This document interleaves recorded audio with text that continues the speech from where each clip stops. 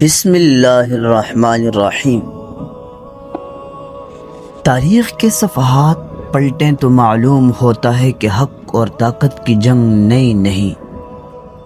کبھی روم و فارس کی عظیم سلطنتیں اپنے غرور میں ڈوبی ہوئی تھی، جہاں کمزوروں کے مقدر کا فیصلہ قیصر و کسریٰ کے اشاروں پہ ہوتا تھا۔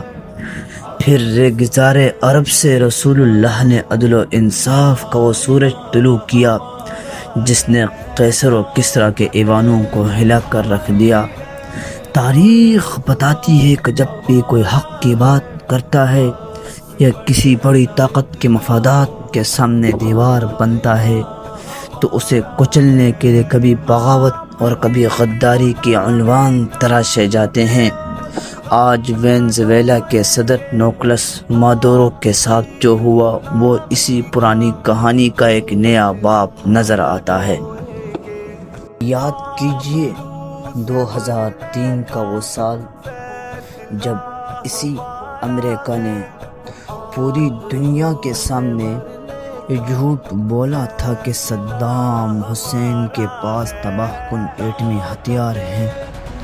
عراق کو راکھ کا ڈھیر بنا دیا گیا، ہنستے بستے شہر قبرستان بن گئے، مگر وہ ہتھیار کہیں نہ ملے۔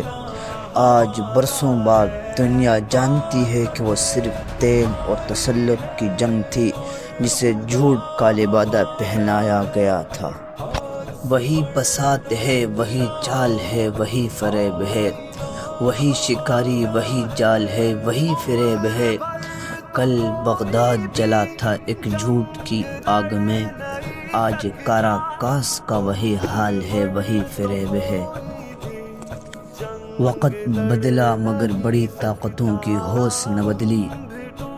دوسری طرف افغانستان کی مثال ہے، جہاں ایک غیور قوم نے ثابت کیا کہ اگر ایمان مضبوط ہو تو دنیا کی کوئی بھی سپر پاور قدم نہیں جما سکتی۔ لیکن صدام حسین اور افغانستان، ان دونوں واقعات نے ایک تلخ سچ سکھایا۔ وہ سچ یہ ہے کہ جس کا دفاع کمزور ہوا اسے مٹا دیا گیا۔ آج یہی کہانی وینزویلا میں دہرائی جا رہی ہے۔ یہاں کا صدر نکولس مادورو، جو 23 نومبر 1962 کو کاراکاس کے علاقے ایل ویلے میں پیدا ہوا، ان کے والد محترم نکولس مادورو گارسیا ایک ٹریڈ یونین لیڈر تھے۔ مادورو نے اپنی زندگی کا آغاز ایک بس ڈرائیور کے طور پر کیا، مگر اپنی سیاسی بصیرت سے وہ ہوگو چاویز کے معتمد خاص اور پھر ملک کے صدر بنے۔ انہوں نے اپنے وطن کے وسائل پر کسی غیر ملکی طاقت کو ہاتھ نہیں ڈالنے دیا، اور یہی ان کا جرم بن گیا۔ 3 جنوری 2026 کی وہ صبح جب عالمی سیاست میں ایک بڑا دھماکہ ہوا، امریکی ڈیلٹا فورس نے بین الاقوامی قوانین کی دھجیاں اڑاتے ہوئے وینزویلا کے قلعے فورٹ ٹیوینا پر دھاوا بولا۔ صدر مادورو کو ان کی اہلیہ سیلیا فلورز سمیت ان کے بیڈ روم سے گرفتار کر لیا گیا۔ ہر نیوز پہ دکھائی جا رہی ہے۔ ARY اور جی نیوز کے مطابق انہیں فوری طور پر نیو یارک منتقل کر دیا گیا۔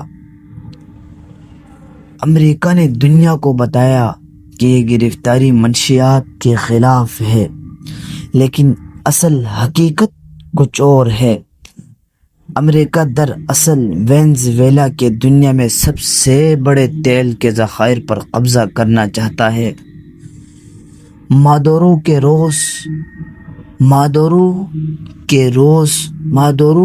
روس اور چین سے بڑھتے ہوئے تعلقات کا خاتمہ چاہتا ہے۔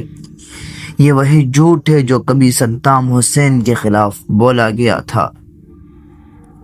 ناظرین، وینزویلا کا یہ واقعہ ہمیں ایک بڑا سبق دیتا ہے۔ وسائل ہونا کافی نہیں، ان کی حفاظت کے لیے ایک ناقابل تسخیر دفاعی نظام کا ہونا ضروری ہے۔ الحمدللہ الحمدللہ الحمدللہ پاکستان کا ایٹمی پروگرام، میزائل، ٹیکنالوجی اور ہماری بہادر افواج وہ ڈھال ہیں جو ہمیں مادورو اور صدام حسین جیسے حالات سے بچائے ہوئے ہیں۔ دشمن آج بھی ہم پر میلی آنکھ ڈالنے سے پہلے 100 بار سوچتا ہے، کیوں ہمارا دفاع مضبوط ہے۔